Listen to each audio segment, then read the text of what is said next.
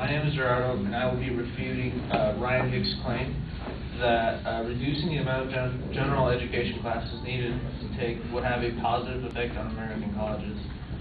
His secondary claims are: 1, college is meant to help you go on a specific career path, not a broad knowledge of many subjects. 2, general education classes take money away from classes facilities needed for the major. And third is that students would graduate faster if they were forced to take GE classes.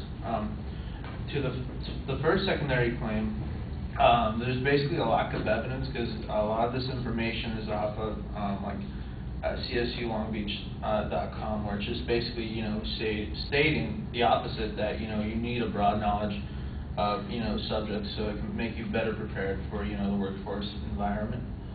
I just think his reasoning is a bit off because he doesn't state, oh, is it going to affect a student's major, if they have to take all these classes,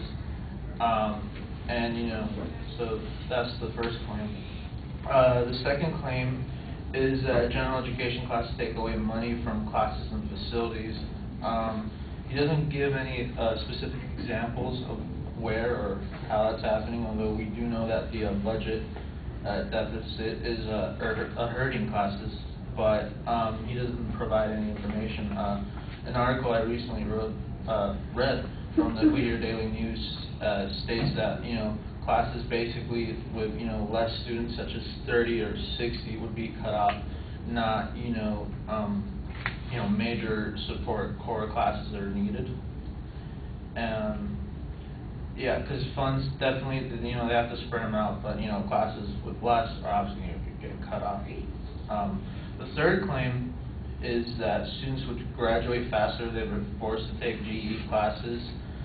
Well, again, there's not much evidence, and here at Cal Poly Pomona, the GE classes are really about a third.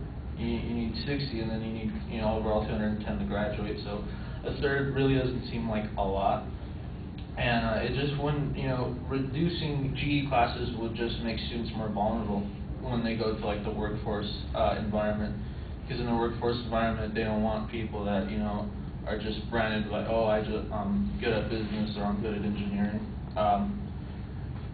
Peter D. Hart, who's a director of the Associate of American Colleges and Universities, did a survey that said that students who have a more wide range of knowledge tend to do better in the workforce environment because they're better prepared, such as in communication, working with others, being flexible, and solving team issues. Because people just know one thing.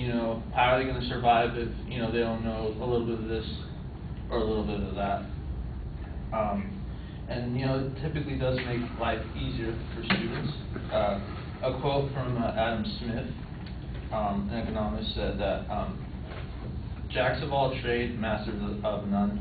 What he means is that basically people who tend to know more, life is easier. They might not master a certain subject, but just by knowing the basic functions, that just makes them much prepared for any life situation. Thank you.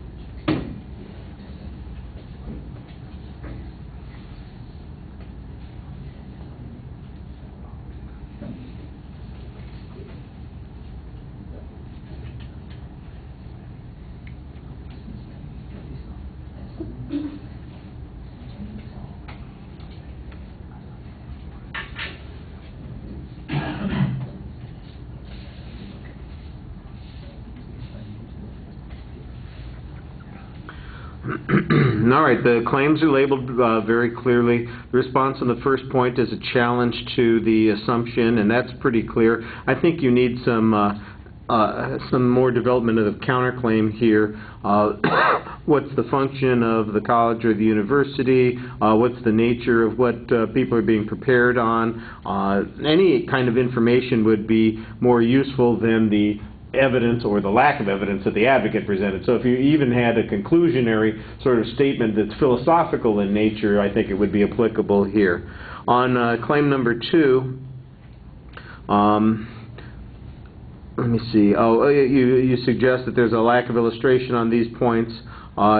You had a piece of evidence that you're citing there about what's going on with the classes, and I didn't think that the evidence was being quoted very clearly, and so I'm not sure what inference to draw from it, and I think that might just be a case where you're kind of paraphrasing what was said there instead of quoting it explicitly. If the quote was direct, I think it would be easier to figure out what your inference is. On the third point, you're minimizing the impact of the general ed on the total number of units that people have to take, but you're also coming back with a counterclaim about the need for those issues. And I thought that you had a pretty good argument on that. There's probably additional information that you could develop on it, but the 2 illustrations that you have, the Adam Smith quote, from more than 250 years ago, I think is a nice philosophical way of expressing it. But then I think maybe following that up with the Hart quote instead of kind of reversing those two, it might make it a stronger argument here. Here's why you need to have diversity, and here's the proof that that is true with the evidence that shows that they are more successful in the workplace. All right. Thank you.